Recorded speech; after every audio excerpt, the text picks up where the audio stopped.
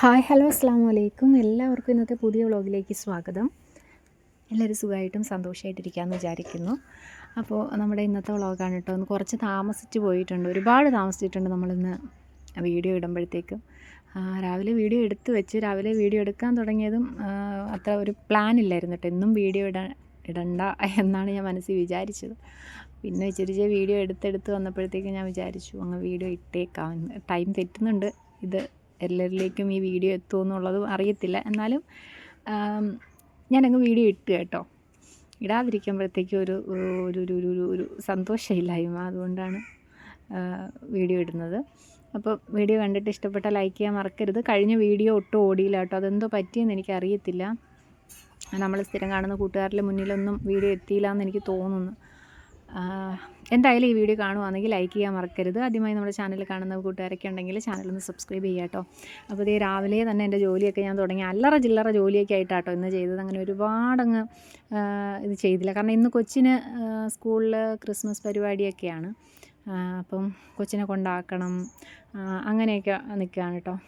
അപ്പോൾ ഇത് ഞാൻ സാമ്പാർ വെക്കാൻ പോവുക. രാവിലെ കാപ്പിക്ക് കറിയായിട്ട് ഉണ്ടാക്കാനായിട്ട് പോവുക കേട്ടോ. കുറച്ച് തേങ്ങയും കുറച്ച് ഉഴുന്നും, നമ്മളെ ഉഴുന്ന് പരിപ്പും കുറച്ച് തേങ്ങ, അതായത് ഒരുപാടൊന്നും വേണ്ട. സാമ്പാർ ഞാൻ വറുത്തരച്ച് വെക്കുന്ന സാമ്പാറാണ്. പക്ഷേ വറുത്തരയ്ക്കുന്നതിൽ ഒരുപാടങ്ങ് തേങ്ങ അങ്ങ് മൂപ്പിച്ചെടുക്കുന്നതൊന്നുമില്ല. ചെറുതായിട്ടൊന്നും ഇങ്ങനെ വാട്ടിയെടുക്കത്തേ ഉള്ളൂ. കണ്ടില്ലേ കളർ, ഇതുപോലെ എത്രയും ആക്കി എടുക്കത്തേ ഉള്ളൂ കേട്ടോ. എന്നാൽ അതിനാണ് ഒരു ടേസ്റ്റ്. ഇങ്ങനെ ചെയ്യുന്നതിനൊരു പ്രത്യേക ടേസ്റ്റ് ഉണ്ട് കേട്ടോ. അതുകൊണ്ടാണ് ഞാൻ അങ്ങനെ ചെയ്യുന്നത്. അതായത് ഒരു 2 ടീസ്പൂൺ, ഒരു കുറച്ച് മതി, ഒരു ഇച്ചിരി തേങ്ങ മതി. അതുപോലെ സാമ്പാർ പരിപ്പ് വേണം, പക്ഷേ ഞാൻ സാമ്പാർ പരിപ്പ് ഇതിൽ ഇല്ലായിരുന്നു കേട്ടോ. അതുകൊണ്ടാണ് ഞാൻ ഇടാതിരുന്നത്. ഉഴുന്നിട്ടിട്ടുണ്ട്, അതൊരു ടീസ്പൂൺ ഉഴുന്ന് വേണം കേട്ടോ. 1 ടീസ്പൂൺ ഉഴുന്ന്, ഒരു തണ്ട് കറിവേപ്പില, ഒരു 3-4 അല്ലി വെളുത്തുള്ളി, അതുപോലെ ഒരു 3 കൊച്ചുള്ളി ഒക്കെ ഒന്ന് ഇട്ട് കൊടുത്ത് ചെറുതായിട്ടൊന്ന് വാട്ടിയെടുക്കുന്നുണ്ട് എണ്ണയിൽ. ഒന്ന് വാടി വരുമ്പോൾ അതിലേക്ക് പിന്നെ മുളക് പൊടി, മല്ലിപ്പൊടി ഇട്ട് കൊടുക്കുന്നുണ്ട്. ലാസ്റ്റ് കുറച്ച് മഞ്ഞൾപ്പൊടിയും കൂടെ ഇട്ട് കൊടുക്കുന്നുണ്ട്. ഞാൻ കഷ്ണങ്ങളൊക്കെ വേവിച്ച് കുക്കറിൽ ഇങ്ങനെ വെച്ചിട്ടുണ്ടായിരുന്നു കേട്ടോ. ഭയങ്കര കാറ്റും ഒരു വല്ലാത്ത വൃത്തികെട്ട കാലാവസ്ഥ കേട്ടോ. ഭയങ്കര കാറ്റ്, നമ്മുടെ ശരീരമൊക്കെ അങ്ങ് ഡ്രൈ ആക്കുന്ന തരം കാറ്റ്.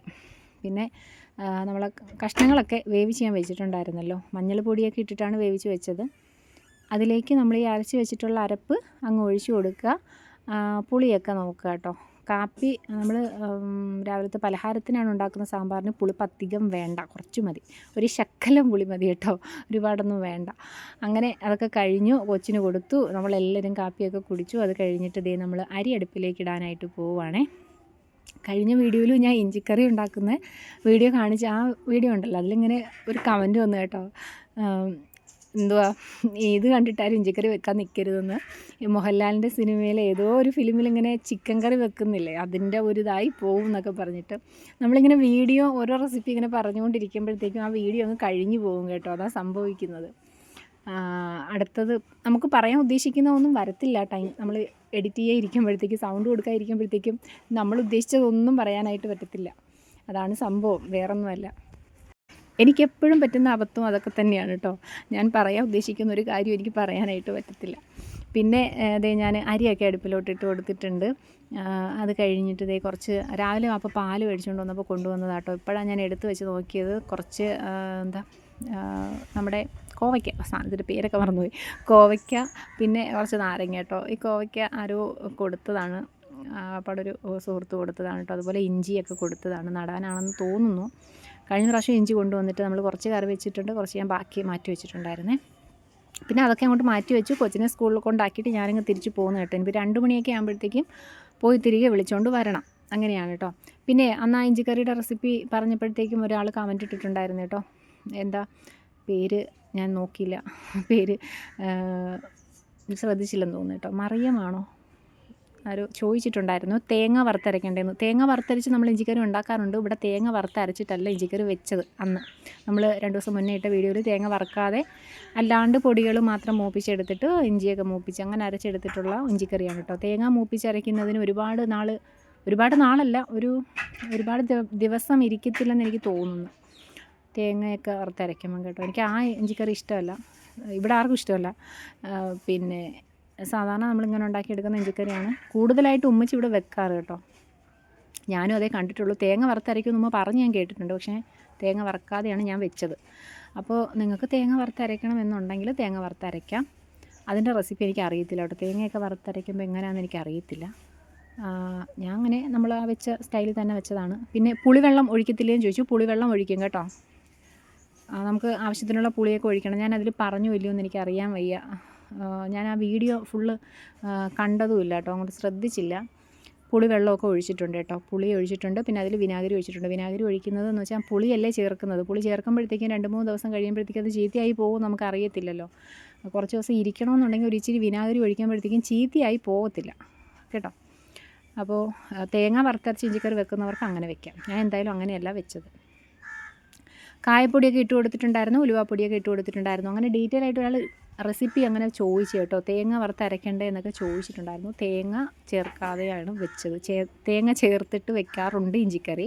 ഇവിടെ അങ്ങനെയല്ല വെക്കാറ്. ക്ലിയർ ആയെന്ന് വിചാരിക്കുന്നു.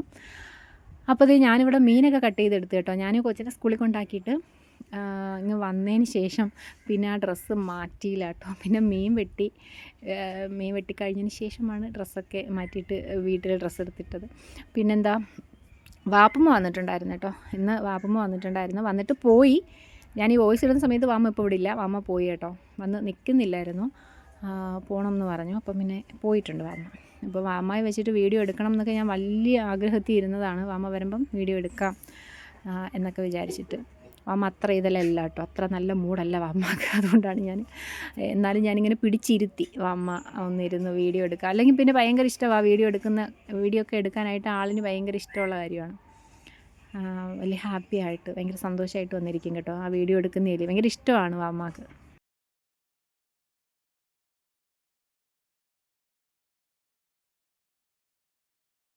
ഞാനാന്നേലേ കറിയൊക്കെ കലക്കി അങ്ങ് അടുപ്പിലോട്ടാക്കി. ഇതിനകം വെച്ച് നമുക്ക് ചോറൊക്കെ റെഡി ആയിട്ടുണ്ടായിരുന്നേ.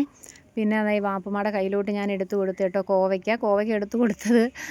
പക്ഷേ ആളിനിങ്ങനെ കയ്യിൽ വിരലിലിങ്ങനെ ഉറയിടാതെ അരിയാനായിട്ട് പറ്റത്തില്ല കേട്ടോ. പിന്നെ കണ്ണത്ര പിടിക്കത്തില്ലെന്നാണ് പറയുന്നത്. അപ്പോൾ എൻ്റെ കൂടെ അതാട്ടോ ഈ പറയുന്നത്. എനിക്ക് കയ്യിൽ ഇതില്ലാതെ കൈ തെന്നി പോകുന്നുണ്ട്, പിന്നെ കൈ മുറിയും എന്നാണ് ഈ പറയുന്നത്. അപ്പോഴത്തേക്ക് പോവേ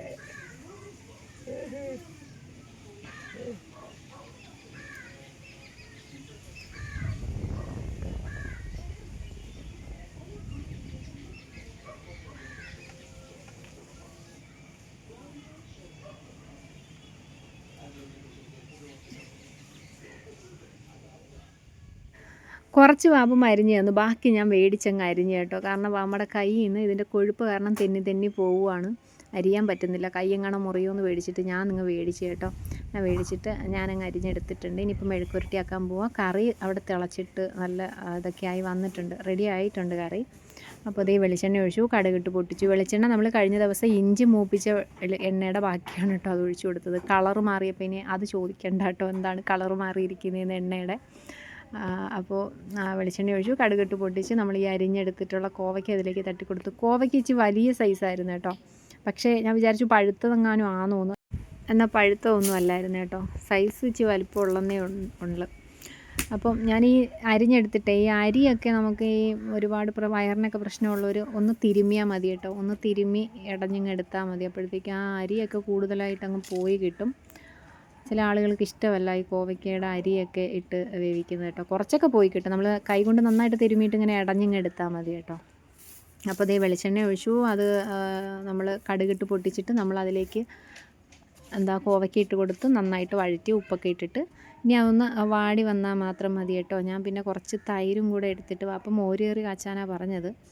സമയമില്ലാത്തതുകൊണ്ട് ഞാൻ പിന്നെ മോര് കറിക്ക് ഇനിയിപ്പോൾ തേങ്ങ അരയ്ക്കാനും വയ്യ, അതിനുള്ള സമയമില്ല. അതുകൊണ്ട് ഞാൻ ചുമ്മാ ഇങ്ങനെ സലാഡ് പോലെ ആക്കിയെടുത്ത് കുറച്ച് ഇഞ്ചിയും പച്ചമുളകും കരിയേപ്പിലയും ഒരു ഉള്ളിയൊക്കെ അരിഞ്ഞിട്ടിട്ട് സലാഡ് പോലെ ആക്കി ഇങ്ങ് എടുത്ത് കേട്ടോ.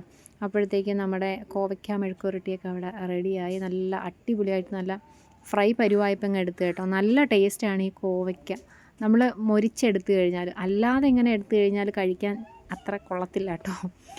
അപ്പോൾ ഇന്നത്തെ വീഡിയോ ഇതാണ്. ലൈക്ക് അടിക്കുക. ടാറ്റാ.